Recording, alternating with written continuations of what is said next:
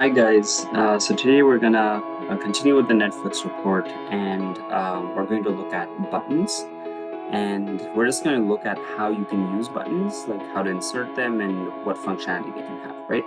So one of the first things we're going to do is we're going to go to this insert tab, and on the button icon, we're just going to click button and we'll just hit a blank one for now, right?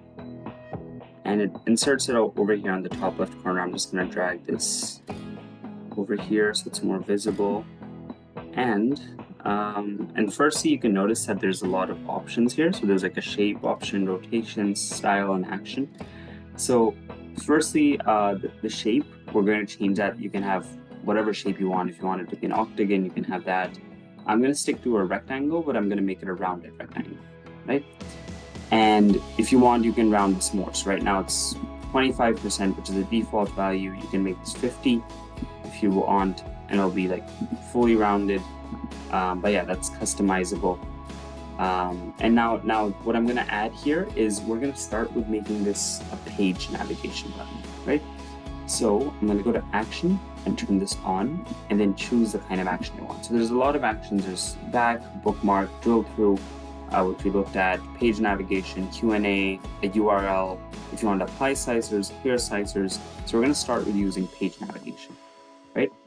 And now, so what we want this to do is when you click this button, you want to go to a particular page, because now we have 5 pages, right? So I'm going to also give it a name so that we know that, okay, once I click this, I'm going to that page. So over in the style drop down, I'm going to turn on text. And we're going to do this just going from left to right. So I'm going to add page 2. And I'm going to up this font a little bit, make it bold, and just expand this. Yeah, that looks good. Right, so we'll do this. And we want this for all our pages. So I'm just going to copy paste here. So let's see how many we have.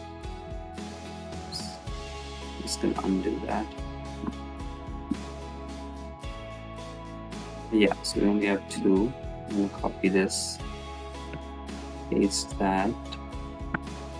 That's 3. Paste that. That's 4. Great. So now for the other ones, I'm going to click on those. And if you notice, in order to actually use them right now, you have to hit Control, hold Control, and then click them for them to work.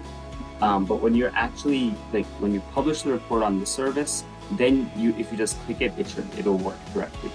So now I'm just going to change the names here. So this will be called Go Through Page.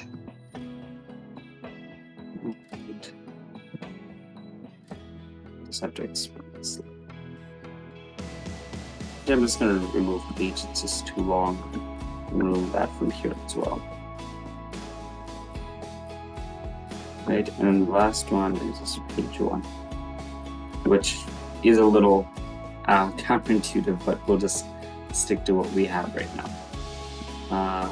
Expand this. Now what I'm gonna do is I'm gonna move these to well, I don't think we're gonna fit all of them. So yeah, maybe we can, let's see, let's try.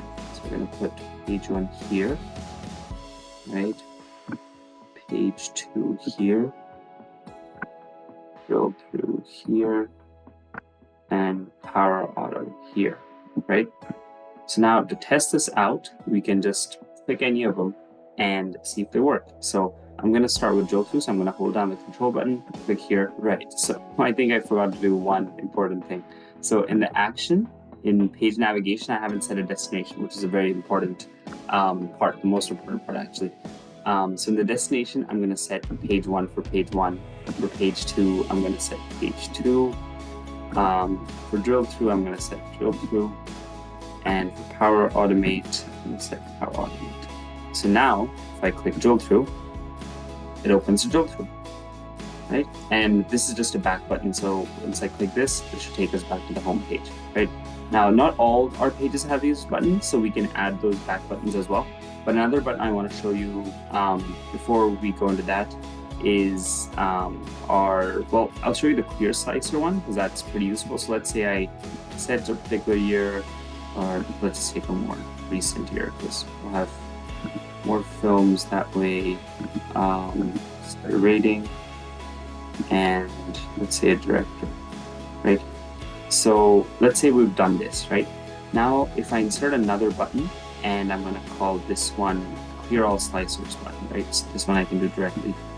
And this is literally just a Clear All Slicer button. So what the action it has is it will automatically clear all slicers on this page. So if I just control click, hold this, now you're back to normal. So this is really helpful when you have a lot of slicers on your page, and you don't want to manually go and hit the eraser button on every one of them. So then you can just hit this Clear All Slicers button and you're good to go. Yeah, that's all I had for now, and thank you. I'll see you guys again soon.